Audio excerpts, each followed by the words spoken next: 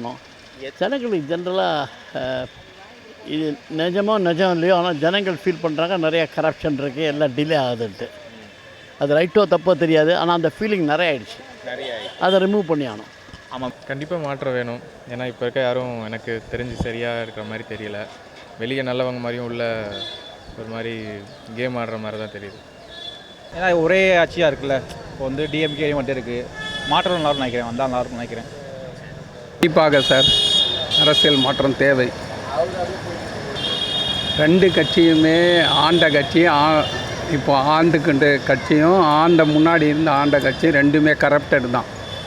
அதுக்கு மாற்று சக்தி முன்னையில் பிஜேபியில் அண்ணாமலைன்னு கொண்டு வந்தாங்க. எடப்பாடிக்காக அவரை தூக்கி வெளியே போட்டாங்க. பிஜேபியும் இனிமேல் வளராது, 100% வளர்கிறதுக்கு வாய்ப்பே இல்லை. திருப்பி ஒரு வேளை அண்ணாமலை சிஎம்னு கொண்டு வந்தால் தான் அந்த மாற்றம் நிகழும், இல்லைன்னா விஜய்க்கு தான் வாய்ப்பு இருக்குது. இப்போ ஃபைட்டு பிட்வீன் டிவிகே அண்டு டிஎம்கேக்கு தான். நம்ம ஒரே அரசியல் பார்த்துக்கிட்டோம், 2 விதமான அரசியல் பார்த்துட்டு வந்தோம் இல்லையா. இப்போ வேறு ஒரு மாற்றத்தை கொடுத்தாக்கா அதில் அவங்க என்ன பண்ணுறாங்க, யங்ஸ்டர்ஸ் வரேன்னு சொல்கிறாங்க நிறைய பேர். அதில் ஏதாவது மாற்றம் தெரியுதான்னு பார்க்கலாம். மக்கள் வேணும் தான், கண்டிப்பாக வேணும். எதை பேஸ் பண்ணி நீங்கள் கேட்குறீங்கன்னு எனக்கு புரியல. கண்டிப்பாக வரணும் பிரதர், கண்டிப்பாக வரணும். விஜய் வருவார், கன்ஃபார்மாக வருவார். விஜய் வருவார், விஜய் தான் வருவார். நல்ல அவருக்கு என்னங்க, ஷோவில் இருந்தாலும் ஜோராக பேசுகிறாரு. ஆனால் ஒரே டவுட், எங்கே மாதிரி ஆளுக்கு தான் 86 வயசு, பாலிடிக்ஸ் இத்தனை வருஷமாக பார்த்துக்கிட்டு இருக்கேன். இவர் புது வந்துட்டு அவரால் இம்மீடியட்டாக எந்த வருஷமே பண்ண முடியுமா தெரியாது. ஒரு 5 இயர்ஸ் இருந்தாருன்னா பண்ணுவார், நிச்சயம் பண்ணுவார். ஏன்னா நல்ல ஃபாலோவர்ஸ் இருக்காங்க, நல்லா பேசுகிறாரு, நல்ல நம்பிக்கைத்தரமாக பேசுகிறாரு. ஆக்சுவலாக ஒரு ஆக்டராக பார்த்தீங்கன்னா அவர் நிரூபிச்சிட்டார், ஒரு நல்ல ஒரு பொசிஷனில் இருக்கார். அதுவும் இல்லாமல் அவர் நிறைய இடத்துல நிறைய பேர் பேசுகிறது பார்த்திங்கன்னா நல்ல விதமாக தான் பேசியிருக்காங்க. ஸோ அரசியலையுமே அவர் புதுசாக வந்திருக்காரு, நல்லது தான் பண்ணுவாருன்னு நாங்களும் நம்புகிறோம். நான் விஜய் ஃபேன் தான். ஸோ எனக்கு விஜய் பிடிக்குன்றனால நான் அதை சொல்கிறேன். ஸோ என்னை சுற்றி இருக்கவங்களையும் நான் அப்படி அவர் பண்ணுவார், அவங்களுக்காக ஓட்டு போடுவோன்றதையும் நான் சொல்லுவேன். விஜய் பேச்சு வந்து நல்லா இருக்குது, நல்லா ஒரு மெச்சுவான பேச்சாக இருக்குது. இன்னும் கற்று நினைக்கிறேன், கற்று வந்து நல்லாயிருக்கும் நினைக்கிறேன். புதுசாக ஒரு கட்சி மேபி வந்தால் நல்லா தான் இருக்கும். ஆனால் நான் பார்த்த வரைக்கும் ஸ்டார்டிங்லேருந்து என்னோடய வயசு மூத்தவங்கெல்லாம் அரசியல் பின்னாடி போவாங்க. நான் அவங்கள பார்த்ததுனால வரைக்கும் நான் இப்போ வரைக்கும் பார்த்துக்கிட்டு இருக்கேன். எல்லாமே ஸ்டார்டிங்லேருந்து நான் இப்போ வரைக்கும் பார்த்துட்ருக்கேன். நல்லா தான் இருக்குது, ஆனால் இருந்தாலும் இன்னும் ஒரு சேஞ்சிங் வேணும். ஆமாம், கண்டிப்பாக. ஏன்னா தமிழ்நாட்டை விட்டு இந்த சவுத் இந்தியா விட்டு நம்ம வெளியில் எங்கே போனாலுமே வந்துட்டு எப்படி சொல்கிறது, அந்த அளவுக்கு அவங்க வந்துட்டு நாலேஜ் அளவுலையோ எஜுகேஷன் அளவுலையோ அவங்க வந்துட்டு வளரலன்னு தான் எனக்கு தோணுது. டிவிகேக்கும் டிஎம்கேக்கும் தான் சார். அதுதான் செய்ய தானே மக்களுக்கு வந்து ஒரு நம்பிக்கை வரும். அப்போ தான் அவரை வந்து எம்ஜிஆர் லெவலுக்கு மக்கள் எடுத்துகிட்டு வரணுன்னா அவர் அந்த லெவலுக்கு செய்யணும். நேர்மையாக இருக்கிறாரு, உண்மையாக இருக்கார், மக்களுக்கு என்ன தேவையோ அதை பற்றி பேசுகிறாரு, மக்களோடு நிற்கிறாரு. இதுக்கப்புறம் வேறு என்ன வேணும்? ஊழல் இல்லாத ஆட்சி, சுற்றி நல்ல ஆளுங்க வேணும். இல்லை பண்ணியிருக்காங்க, இருந்தாலும் அதில் ஊழலோ சரி மக்கள் மாதிரி சப்போர்ட்னு தெரியல, ஆனால் வந்து அவங்க ஃபேன்ஸ் தான் சப்போர்ட் பண்ணுறாங்க. இப்போ ஃபேன்ஸ் வந்து அவங்க ஃபேமிலி மாற்றுவாங்க, ஃபேமிலி இருக்கவங்க வந்து மாற்றி கொண்டு வரலாம். நார்த் சைடு சொல்கிறேன், நார்த் சைடு மோஸ்ட்லி வந்துட்டு அவங்க வளரலையோன்னு தான் தோணுது. நேற்று கூட நீங்கள் நியூஸ் பார்த்தீங்களா என்னென்னு தெரில, இது பாரத் ட்ரெயின் வருது, ஒரு அது என்னது தென்னை மரத்தை அறுத்து தண்டவாளத்தில் போட்டு ட்ரெயினை நிப்பாட்டுறாங்க. அந்த சைடு அவங்கள பிடிச்சிட்டாங்களா என்னென்னு கூட தெரில. ஆனால் நம்ம ஊரில் இது மாதிரி நடந்திருந்தால், நம்ம சவுத் சைடில் நடந்திருந்தால் அவங்கள போட்டு பொலன்னு பொழந்துருப்பாங்க. அது மட்டும் அப்படின்னு பார்க்கும்போது நம்ம சைடு வந்துட்டு நல்லா எஜுகேஷன் அளவுலையும் இம்ப்ரூவ் அளவில் இருக்குதான். ஆனால் இருந்தாலும் வந்துட்டு ஒரு சேஞ்ச் வேணும். ஆமாம், வாங்க, நான் நேற்றோட பேச்சு வந்து ஒரு உச்சத்தில் இருந்தது. அவருக்கு காசு வாங்க வேண்டிய அவசியம் கிடையாது, அவர்கிட்ட எல்லாமே இருக்குது. அதனால் நல்ல ஆட்சி கண்டிப்பாக தருவார். நான் வந்து இப்போ அவரை ஒரு சினிமா நடிகராக, ஒரு இளம் வயசு தலைவராக பார்க்குறேன். தெரியாது, யாருமே தெரியறது 2-3 பேர் பிறகு தெரியறது எங்கன்னா. அதானே ஸ்டாலினோட ஸ்ட்ரென்த், அதானே ஆளுங்க நிறையா இருக்காங்க, முன்னாடியே பல வருஷமாக இருந்தவங்க, ரைட்டோ தப்போ. ஆனால் இவர்கிட்ட வந்து புதுசாக இருக்கிறதுனால அது நல்லது கூட. ஏன்னா எல்லோரும் கரெக்டாக இருக்க மாட்டாங்க. புதுசாக இருக்கிறதால ஜனங்களுக்கு வேண்டியதை பண்ணுவாங்க. முதல்ல புதுசாக வந்தாங்கன்னா ஜனங்களுக்கு வேண்டியதை பண்ணுவாங்க. பண்ணுறாங்க தான், பட் இருந்தாலும் அது அட்வான்ஸ்டாக இல்லை, மக்களுக்கு இன்னும் அது பூர்த்தி ஆகலை, இன்னும் தேவைகள் நிறையா இருக்குது அப்படின்றதான். சிஎம் சொல்கிற காட்டிலும் வேட்பாளர் சொல்கிறாரு. ஸோ வந்து வரலாம், சிஎம்மாக வரும்னு தெரியல எனக்கு. ஆனால் வந்து ஒரு ஓட்டு பிரியலாம், சில இடத்துல மாற்ற வாய்ப்பு இருக்குது. நிறைய வாய்ப்பு இருக்குது சார், வாய்ப்பு இருக்குது. ஆனால் நிறைய இடத்துல நான் வந்து மெடிக்கல் லைனில் தான் இருக்கேன். போகும்போது பேசும்போதெல்லாம் மக்கள் வந்து விஜய்க்கு தான் உரிமை இருக்குன்ற மாதிரி பேசுகிறாங்க. அஜித் ஃபேனு இருந்தாலும் எனக்கு விஜய் ரொம்ப பிடிக்கும். விஜய் தான் வரணும், விஜய் தான் வரணும். ஆமாம், நேச்சுரலாக பேசுகிறாரு, நல்லா இருக்குது பார்க்க. நான்லாம் வந்து அவர் படம் ஒரு படம் தான் பார்த்துருக்கேன்.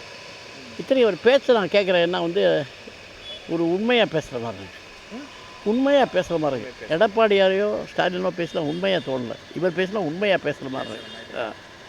ஆமாம், எஜுகேஷன் சிஸ்டம் வந்து இன்னும் பெட்டராக இருக்கலாம், இன்னும் பழைய இதையே ஃபாலோ பண்ணுற மாதிரி இருக்குது. இப்போ இருக்கிற ஜென்ரேஷனுக்கான, இப்போ 2K கிட்ஸு, இப்போ ஜென்சி கிட்ஸுன்னு சொல்கிறாங்களே, அவங்களுக்கான ஒரு ஸ்டடீஸ் தான் இதில் இப்போது நடத்திட்டுருக்காங்களா அப்படின்றதெல்லாம் தெரியல. ஸோ அதில் கொஞ்சம் அட்வான்ஸ்மெண்ட்லாம் வந்தால் நல்லாயிருக்கும். பட் அதை எதுவும் ஃபாலோ பண்ணாத மாதிரி தெரியுது. விஜய் வந்து அவர் என்ன கரெக்டாக பண்ணிட்டுருக்காரு, என்ன பண்ண நினைக்கிறேன்னா வந்து ஒழுங்காக தான் போதும், நேர்மையாக இருக்கா, இதே மாதிரி கரெக்டாக ஃபாலோ பண்ணணும். அவங்க கீழே இருக்கிற வந்து கரெக்டாக வச்சுருந்தா போதும். இப்போ விஜய் ஓகே கரெக்டாக இருக்காரு, அவர் கீழே இருக்காங்களே இப்போ இருக்கவங்க எல்லோரும் வந்து இதே மாதிரி ஃபாலோ பண்ணாலே போதும், எல்லாமே மாறும். விஜய் வரணும், விஜய் வரணும். விஜய்னா வேறு ஓகே தான், வேறு ஆள் ஓகே தான். அவங்க 2 பேர் பழைய ஆள் ஒரே டீம் வரனால, மாறி ஏபியும் வரனால விஜய் என்ன வேறு இருக்கவங்களும் வந்தால் ஓகே நல்லா இருக்கும்.